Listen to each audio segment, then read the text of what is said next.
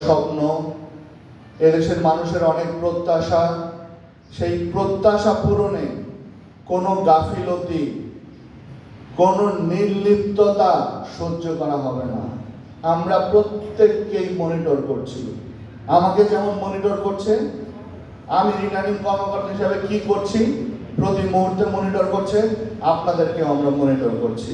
সুতরাং আপনারা কোনো চালাকির আশ্রয় নেবেন না। Please, you will be in trouble. I mean it. আমরা এই জেলার প্রান্তে প্রান্তে ঘুরছি। শুক্রবার নাই, শনিবার নাই, বন্ধের দিন নাই, সকাল নাই, সন্ধ্যা নাই, রাত নাই, ঘুরছি শুধু এই দেশের মানুষের একটা প্রত্যাশিত একটা নির্বাচন উপহার দেওয়ার জন্য। অনেক কালিমা লিপ্ত হয়েছে আমাদের সরকারি কর্মচারী, রাষ্ট্রের কোষাগার থেকে আমরা যারা বেতন নেই তাদের গায়ে। এই কালিমা দূর করতে হবে। এই কালিমা দূর করার এইবারই সময়। সুতরাং আপনার মধ্যে যদি কোনো সংশয় এখনো কাজ করে, দয়া করে সেই সংশয় দূর করবেন।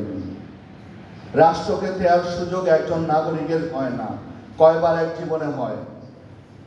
একজন নাগরিক একটা রাষ্ট্রকে কয়বার দিতে পারে, আপনি এই সুযোগ আর কয়বার পাবেন? সুতরাং এবার যে সুযোগ আপনার সামনে দিয়েছে এই সরকার, এই সুযোগকে যথাযথভাবে কাজে লাগাতে হবে। এখানে যেন দায়িত্ব পালনে কোনো রকম কোনো গাফিলতি না থাকে। আপনি আজকের পর থেকে আপনি যদি মনে করেন আপনার এলাকায় কোনো সংশয় আছে, কোনো ভয় আছে, আপনি জানান, আমরা ব্যবস্থা গ্রহণ করব।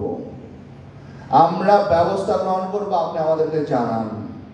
কিন্তু আপনার এই সীমাবদ্ধতা আছে, এই সমস্যা আছে, এই সীমাবদ্ধতা সমস্যা এগুলো দেখার সময় আমাদের নাই। যেদিন এই দামাল ছেলেরা যুদ্ধে গিয়েছিল তাদের অনেক সীমাবদ্ধতা ছিল, সমস্যা ছিল, সেগুলো তারা দেখে নাই। ছাত্র জনতার আন্দোলনে তাদের অনেক সীমাবদ্ধতা ছিল, নতুন বাংলাদেশ বিনির্মাণে তারাও সেটা দেখে নাই। আমাদেরও সেটা দেখার সুযোগ নাই, সময় নাই। সুতরাং কোনো সীমাবদ্ধতার দোহাই দিবেন না।